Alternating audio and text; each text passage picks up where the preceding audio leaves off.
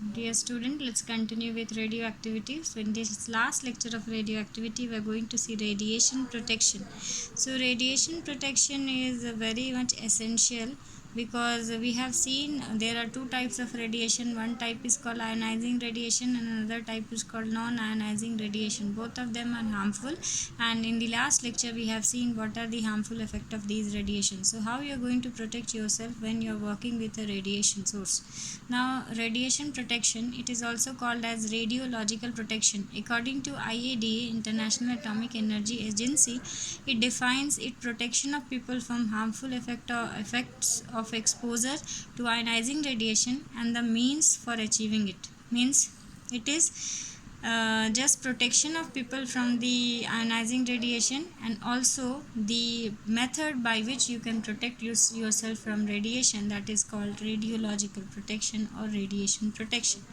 Now, radiation workers can be classified into two types. One is called classified worker and another one is called non-classified worker. For example, classified workers. Classified workers are those workers which are having high risk of exposure to the radiation at work, and for such personnel they required monitoring and required compulsory annual health checkup.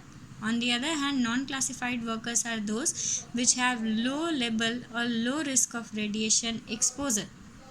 Now, how you are going to protect yourself from X-rays? So basically, protection against X-rays or any other radiation deals with the three phenomena. First is time. So if you are going to reduce the exposure time, radiation protection will be working. Now, how you are going to reduce the exposure time? You can divide the worker into shifts. So if they work in a shift, their duration to exposure to radiation will be reduced, and automatically it will give you radiation protection. Next, distance. If distance from the radiation source can be increased, the intensity of radiation will be decreasing and automatically dosage will be reduced. Next, shielding. So shielding is a various type of barriers are used. The commonly used barriering materials are lead, concrete, water, etc. depending upon the types of radiation used. Now, safety precautions and guidelines.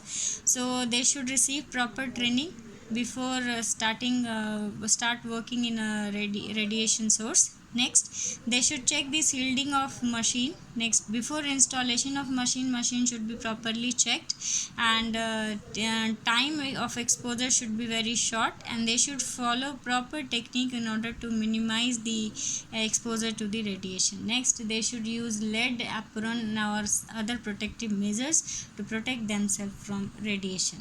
Now, lead apron is commonly used. You can see how it is protective. When you're going to use a paper, when you're going to use, we know the penetration power of different rays. Let's again revise it. Alpha is having minimum penetration power, so it cannot cross even paper. Beta is having more penetration power as compared to alpha, so it can cross paper but it cannot cross thick density plastic. Gamma radiation is having high penetration power, so it can resist till the lead, and it cannot cross to concrete. So, and neon is having maximum penetration power, and it can even cross the concrete wall also. So depending upon the fact, the ionizing source is the radiation source is whether alpha emitter, beta emitter, gamma emitter, or X-ray or neutron emitter. Depending upon the fact, you choose the shielding material. Next is for alpha and beta, density more concerned than thickness. So for alpha, paper can be used, and for beta, plastic can be used, but plastic should be high density plastic. For gamma and for gamma and X-ray shielding, you will be using high density material. Generally lead is used or concrete can be used.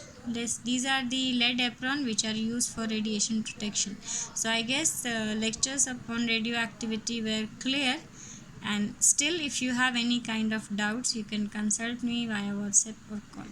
Thank you.